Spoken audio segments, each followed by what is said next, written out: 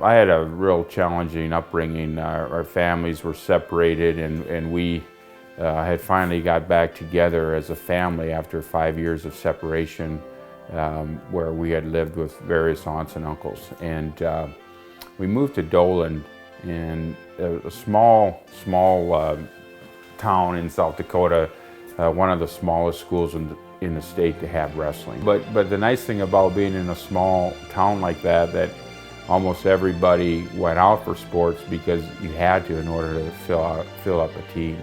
And we made the varsity, myself, my brother, and my older brother, so we made up 3 of the weight classes. My twin brother won the state as a senior. He was runner-up as a sophomore, and we were always a weight or 2 apart, but kind of leapfrogged upon each other's success. Sometimes I'd watch him wrestle someone who I wasn't sure he could beat, and he would win, and that would give me confidence that maybe I could beat some guy I didn't think I could beat.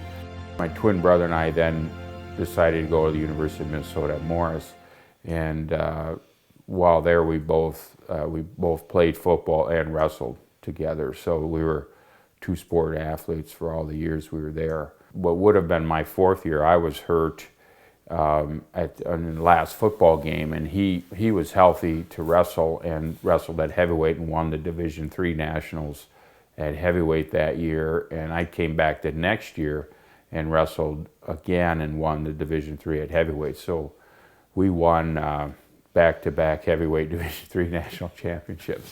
Dan Chandler called me from the Minnesota Wrestling Club, and he asked me if I wanted to wrestle at the U.S.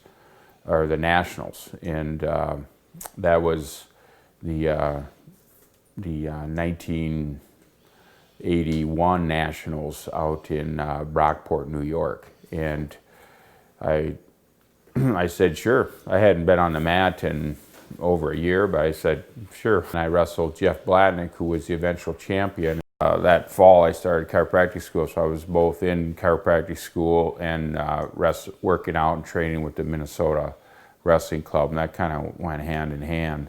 The following year, in '82, I was runner-up to Gibson. I think I lost to Gibson like 9 times before I finally beat him in the '83 Nationals.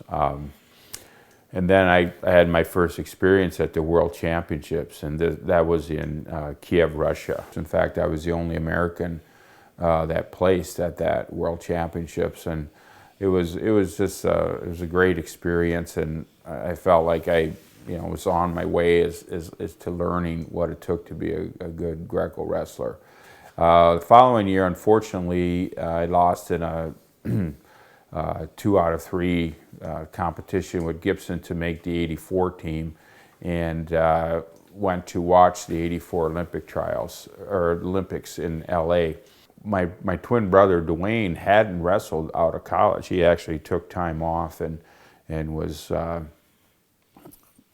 being a father and family man, and he came out to Los Angeles to watch the Olympics with me, and we were talking, and I guess the idea was born at that time that maybe he should get back into the sport and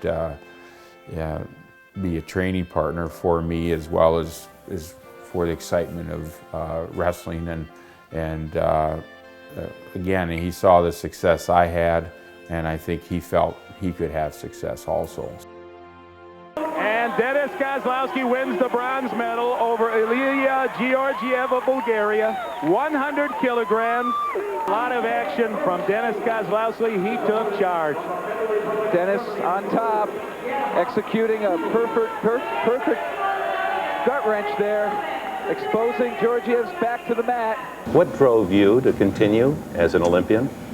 Well, I had retired in '88. I really felt like it was over, and I took the job as a national coach for 1 year in wrestling, and I think that was the beginning of it, coaching the other wrestlers and preparing for '92, and realizing myself that I still had a lot of knowledge in the sport and a lot of skill left, and just a desire to do it. And then in 1990, during the sports festival in Minneapolis, my wife Sylvie said, "You know, you're the best wrestler in the U.S." She says, "You should go for it again."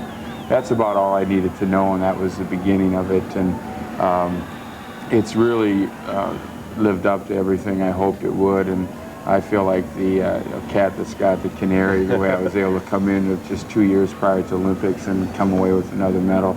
To be inducted into the Hall of Fame is just, it's hard to put into words. When I think of the people that I admired, Dan Gable and all the guys that I trained with, and all of the people that are in the hall and read about and knew about and heard about growing up, and to say that I'm joining that family, that I belong there, is it's the greatest feeling.